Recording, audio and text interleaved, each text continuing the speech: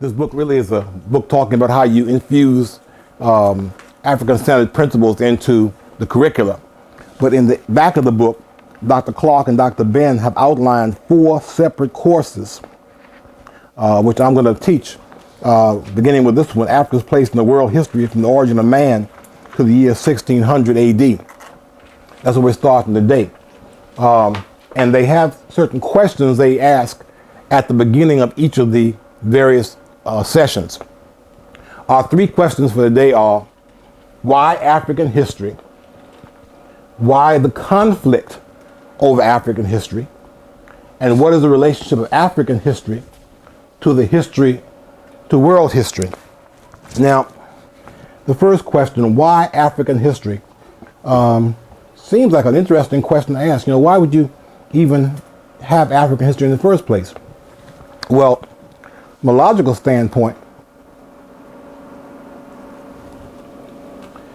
Africa is one of the 6 large land masses on planet Earth. If we're going to study the history of planet Earth, from any place on planet Earth, then it seems logical that we should know something about all of the places on planet Earth. We are humans. We live on planet Earth. Africa is a continent on the Earth. Asia is a continent on the Earth. We should know something about these places that are on this planet. I went to the dictionary. A continent is defined as a large, unbroken landmass completely surrounded by water, although in some cases continents are or were in part connected by land bridges. Could you just shut the lid a little bit? The 7 continents are North America, South America, Europe, Asia, Africa, Australia, and Antarctica. The island groups in the Pacific are often called Oceania, but this name does not imply that scientists consider them the remains of a continent. Then it said this: political considerations have often overridden geographical facts. Come on, brother. Come see. When it came to naming continents, geographically, Europe, including the British Isles, is a large western peninsula of the continent of Asia. And many geographers, when referring to Europe and Asia, speak of the Eurasian continent. Of course, we talked about that, those of us who were here last week, and those who were part of my first course. Europe is not a continent. Europe is nothing but the western peninsula of the continent of Asia. The continent of Asia. Now, of course, since most people are becoming familiar with the fact that Europe is not a continent, they're trying to rename the continent of Asia Eurasia. Put their part in front. We were made to repeat back to them in school, in the academy, which is the European-style educational system in which all of us have been trained. We were made to repeat back to them that Europe was a continent, repeating that falsehood along with many other falsehoods that we were taught to repeat during the time we were in our training period, such as falsehoods such as Columbus had discovered America. Actually, Columbus never touched North or South America, which is one of the reasons it's not named after him. Columbus steadfastly maintained that he had arrived in India.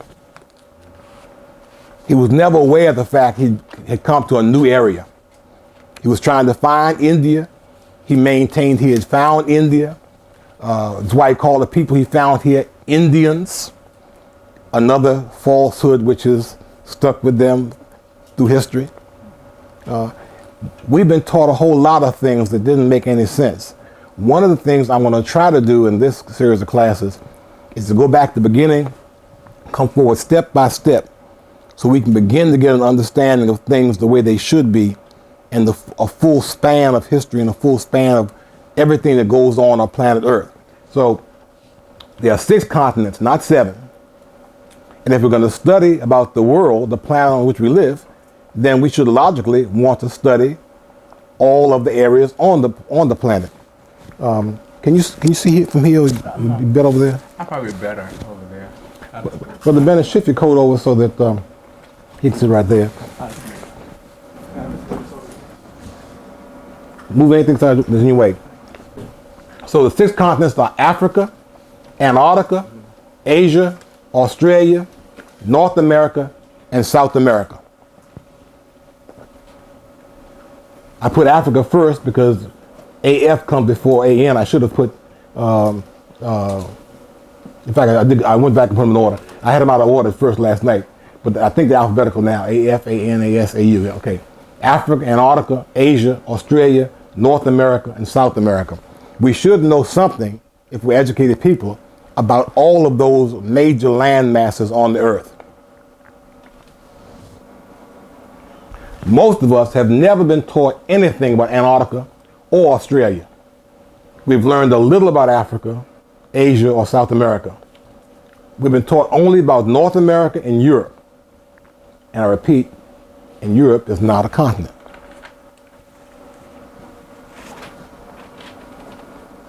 So, our knowledge base, why African history? So that our knowledge base will be as complete as possible. That's my answer to the first question. We're humans, live on planet Earth. We should know something about the planet upon which we live. There are 6 major land areas on the planet. If we're going to be intelligent individuals, we should know something about each of the 6 major land areas. To the extent that we don't know anything about most of the land areas, our education has not been complete. Now, question number 2. Why the conflict over African history? Well, there's several reasons.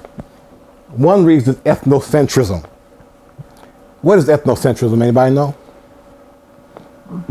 Sure. Someone else I thought was. Okay. No. Anybody? It's okay. It's when you're concerned basically about yourself and those things that center around you, as opposed to things that are outside. When you use your own ethnic group as the frame of reference from which you judge everything, most people logically should be ethnocentric.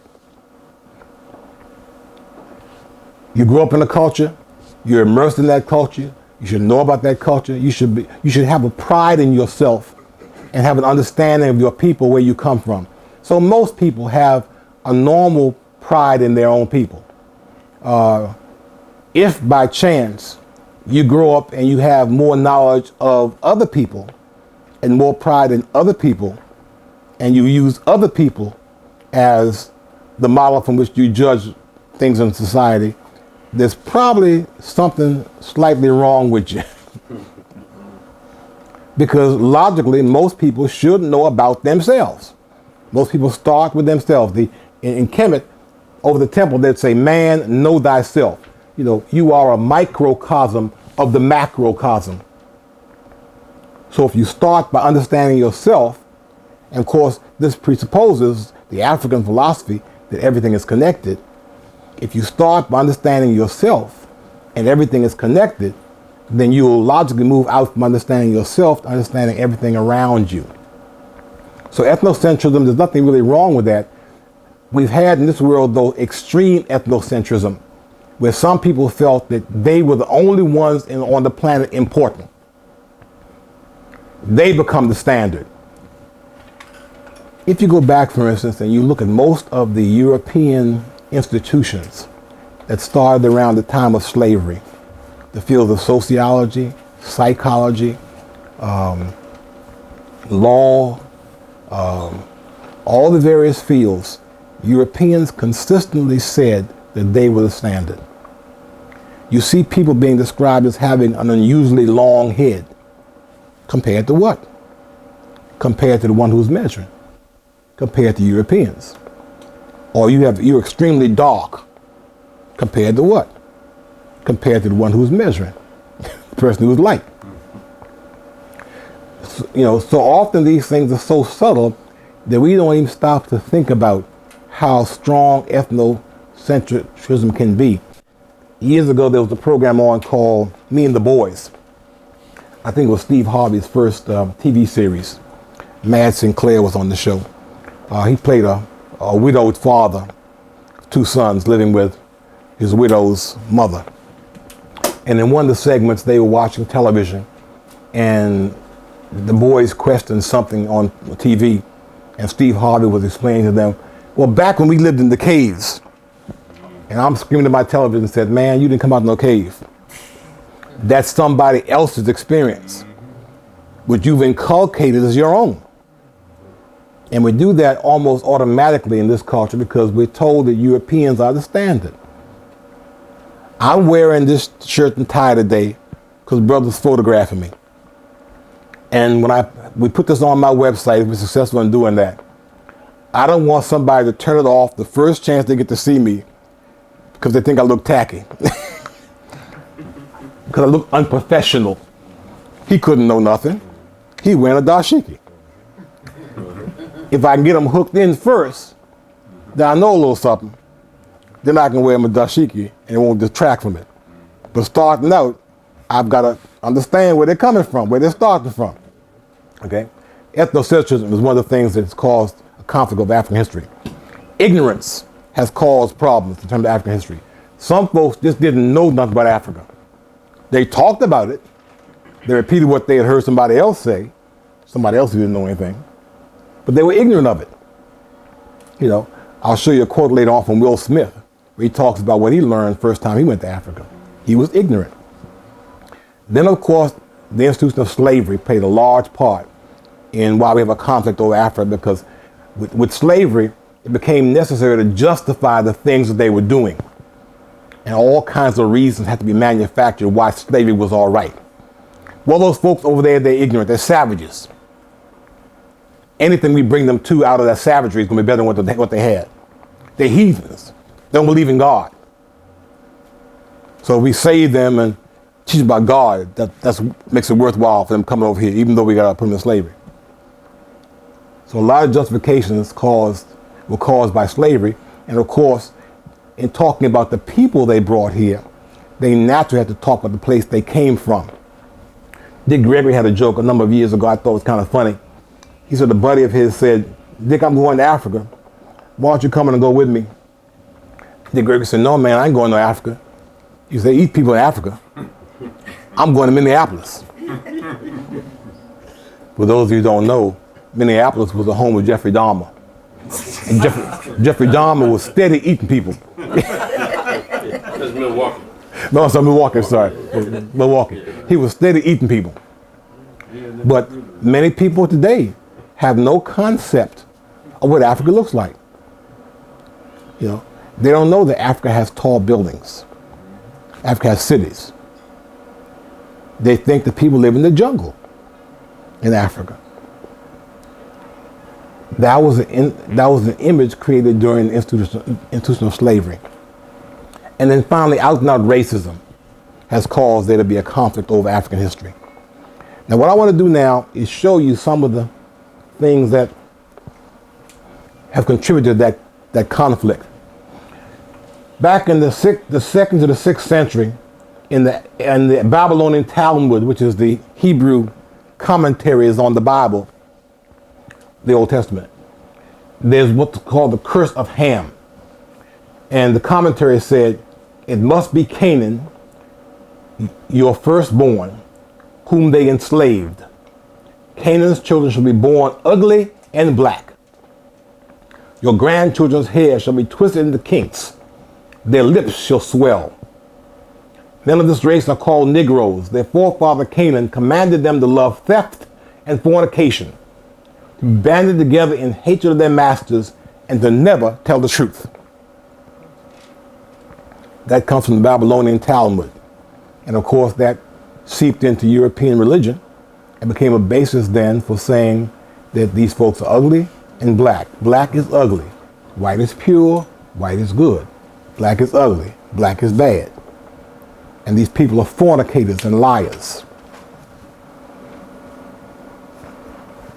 Now, I want you to have the actual text of the story of Canaan. And these are the 3 sons of Noah, and of them was the whole earth overspread. And Noah began to be a husbandman, and he planted a vineyard. And he drank of the wine and was drunken, and was uncovered in his tent. Now, give me the background. Let's put this in Washington, D.C. street language. Noah got drunk, got his head bad, fell out butt naked. Okay? And Ham, the father of Canaan, saw the nakedness of his father was Noah, and told his two brethren without. Ham comes in, sees Noah laid out in the tent, butt naked, drunk, in a stupor. He goes outside and tells his two brothers, Daddy in there drunk, then fell out. And Shem and Japheth took a garment and laid it upon their shoulders and went backwards and covered the nakedness of their father, and their faces were backward, and they saw not their father's nakedness. So what they did now, they put